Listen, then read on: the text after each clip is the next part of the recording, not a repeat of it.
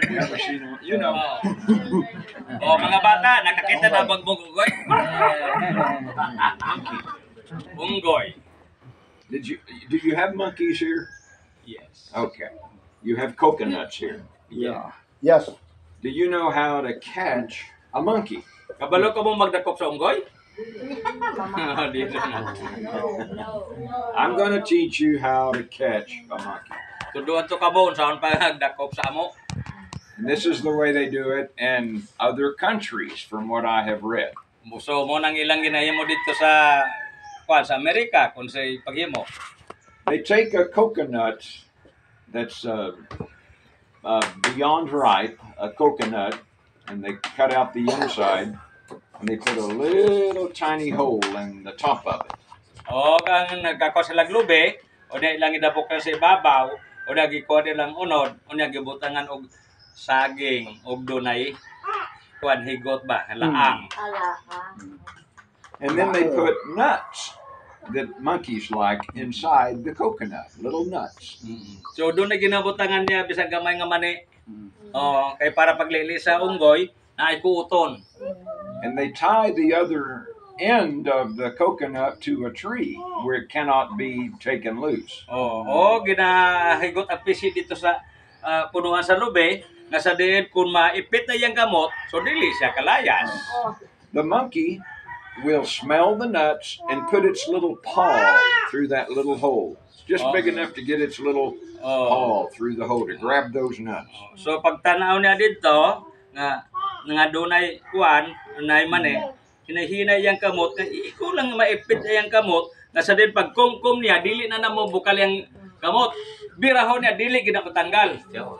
And then he tries to get loose, and he can't because his fist is holding those nuts. Oh, gusto niya nga kuan nga pagbira niya nga madala ang mani. Pero naglisod siya kay naipit na dito. Oh. And the monkey goes crazy. Woo, woo, woo, woo. Oh, ang amo na yan. Now, kung na kayo nabuong na pagbira.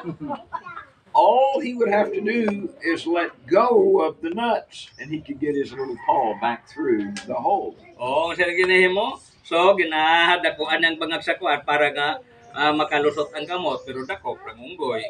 That he'll never let go of those nuts. He just keeps hanging on until they come and capture him. Oh, so dili ginabuhian ang mani. Oh, hangtod ka siya madakpan.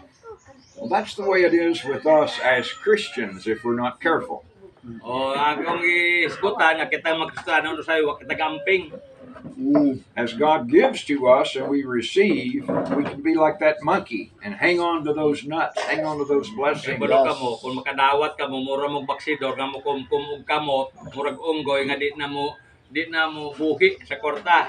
Rather than releasing those blessings to other people. Kaysa ipaambit ang ubang panalangin sa ubang kaigsunan. There's a scripture in First Chronicles chapter 28. Sa Kriko 28.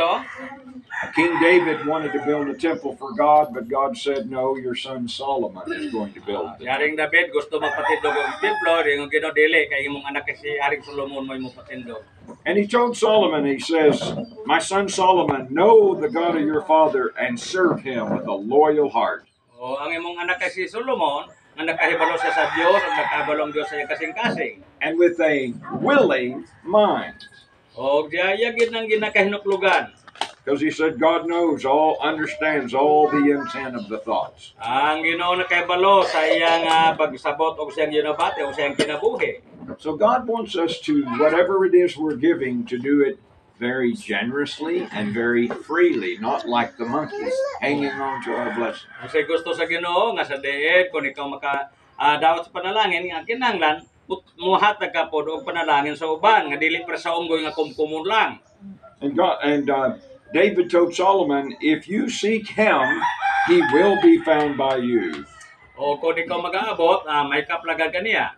But if you forsake him, he will cast you off forever. O kung magpahilayo ka sa iya, talsalikoy ka niya hangtod katuran. There are many needs in the works in Mindanao. Daghan ang kinahanglanon sa giboton sa Mindanao. And this next verse is for all of us to consider. O ginitanan atong tan-awon sa pagyatag konsiderasyon. David told Solomon, "Consider now, the Lord has chosen you to build a house." O konsiderahan ninyo karon nga ang Ginoo nagasugo kanino nga magpatindog og balay sa Dios. He said, "Be strong and do it. O kinahanglan magpakaligod ka og himuwa. Let's go get it done. Og himuwa gyud nga human. But make sure you do it with a willing, generous heart." Og siguraduha nga ikaw maghimo ka nga kani mong kabubuton kay gikan sa imong kasing-kasing. It's so important that we learn to give, but if we don't give generously and willingly, then it's not any good. O maayo gyud nga kung dili ka kung maghatag ka bala nga dili imo gusto, dili na maayo nga kinahanglan sa imo gyud kagustuhan. So 2 lessons to leave with you today. Duha ka pagtulunan karon nga ibilin niya kanimo. When something needs to be done, get up and do it. O kung aduna kay pagahimon, himuwa na. In 2 Corinthians chapter 8, Paul said, "You must complete the doing of it." O nga sa ikadang Korinto kapitulo 8 nga di kinahanglan nimo umog ni.